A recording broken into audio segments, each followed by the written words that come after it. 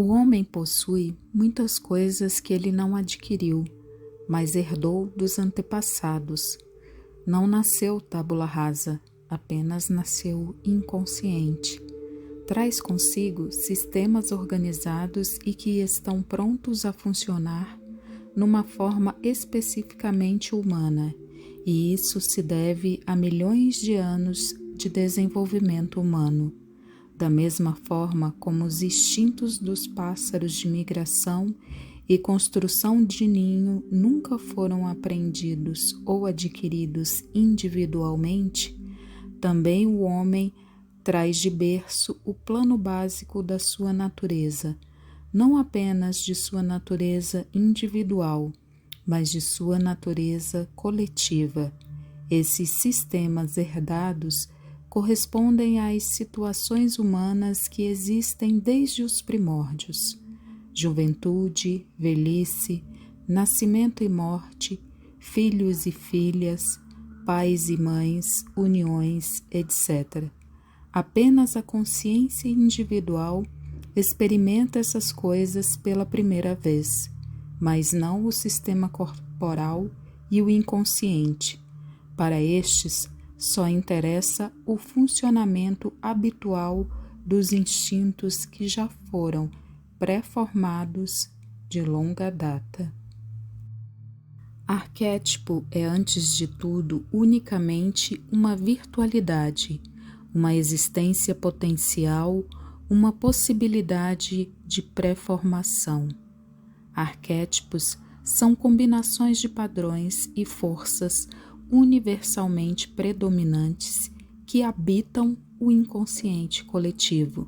São formas pré-existentes e inconscientes que parecem fazer parte da estrutura psíquica herdada e pode, portanto, manifestar-se espontaneamente, sempre e por toda parte.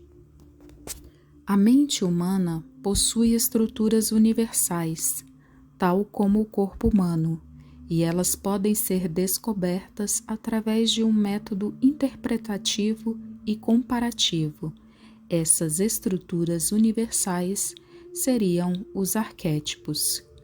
O arquétipo é, na realidade, uma tendência instintiva, tão marcada como o impulso das aves para fazer seu ninho e o das formigas para se organizarem em colônias. Mas os arquétipos não são limitados aos instintos. É preciso que eu esclareça aqui a relação entre instinto e arquétipo. Chamamos de instinto os impulsos fisiológicos percebidos pelos sentidos, mas, ao mesmo tempo, esses instintos podem também manifestar-se como fantasias e revelar muitas vezes a sua presença apenas por meio de imagens simbólicas. São essas manifestações que chamo de arquétipos. A sua origem não é conhecida e eles se repetem em qualquer época e em qualquer lugar do mundo, mesmo onde não é possível explicar a sua transmissão por descendência direta ou por fecundações cruzadas resultantes da migração. Os arquétipos e as representações arquetípicas. Os mitos e os contos de literatura universal encerram temas bem definidos que reaparecem sempre e por toda parte. Encontramos esses temas nas fantasias, nos sonhos, nas ideias delirantes e nas ilusões dos indivíduos que vivem atualmente. A essas imagens e correspondências típicas, Jung denominou representações arquetípicas. Elas nos impressionam, nos influenciam, nos fascinam. Têm sua origem no arquétipo, que em si mesmo escapa à representação, pois, sendo uma forma, não possui um conteúdo determinado. O arquétipo em si mesmo é vazio é um elemento puramente formal, apenas uma forma de representação dada a priori. As representações não são herdadas, apenas suas formas o são.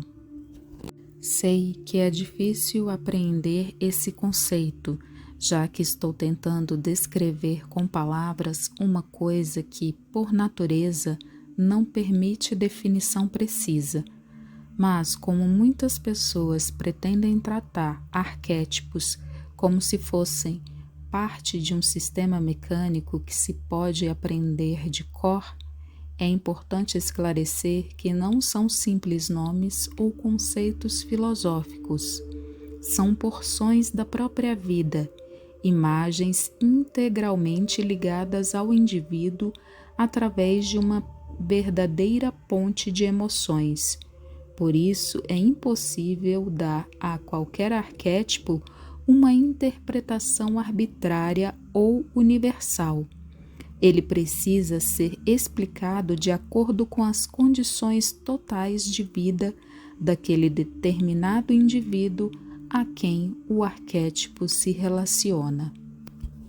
Por exemplo, não se pode dizer que, em qualquer tempo ou circunstância, o símbolo da cruz terá a mesma significação.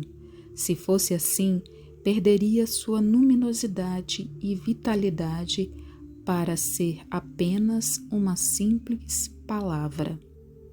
Os arquétipos criam mitos, religiões e filosofias que influenciam e caracterizam nações e épocas inteiras. O conteúdo essencial de todas as mitologias, de todas as religiões e de todos os ismos é arquetípico. Provavelmente, a verdadeira essência do arquétipo não pode tornar-se consciente. Ela é transcendente. Ainda estamos longe de compreender o inconsciente ou os arquétipos, os núcleos dinâmicos da psique, em todas as suas implicações. Tudo que podemos constatar até agora é o enorme impacto que os arquétipos produzem no indivíduo, determinando suas emoções e perspectivas éticas e mentais, influenciando o seu relacionamento com as outras pessoas e afetando assim todo o seu destino. Não devemos entregar-nos à ilusão de que finalmente poderemos explicar um arquétipo e assim liquidá-lo. A melhor tentativa de explicação não será mais do que uma tradução relativamente bem-sucedida num outro sistema de imagens. Carl Jung. Jung considerou o self, ou si mesmo, o arquétipo central, o arquétipo da ordem e da totalidade do homem, tema que exploraremos no próximo vídeo. Até lá! Caso você tenha interesse em aprofundar no assunto arquétipos, deixo aqui os livros que serviram de base para este vídeo.